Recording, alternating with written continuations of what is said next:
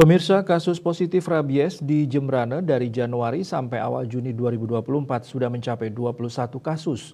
Kasus tersebut terjadi di 8 desa dan 2 kelurahan yang tersebar di 4 kecamatan di Jembrana. Sementara hanya di Kecamatan Pekutatan yang nihil.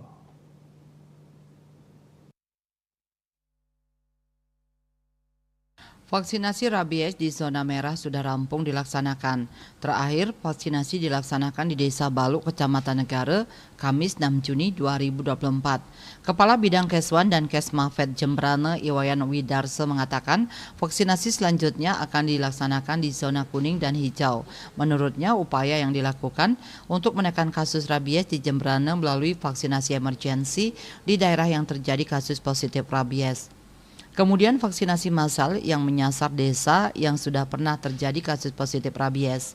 Sebanyak 10 desa dan kelurahan di Jembrana masuk zona merah rabies. Vaksinasi menyasar hewan penular rabies HPR, terutama anjing. Pihaknya berharap tidak ada penambahan kasus lagi. Vaksinasi massal selanjutnya menyasar desa zona kuning. Desa zona kuning ini merupakan desa yang bertampingan dengan desa zona merah. Karena HPR positif berpotensi masuk ke zona kuning sehingga harus dilakukan vaksinasi massal.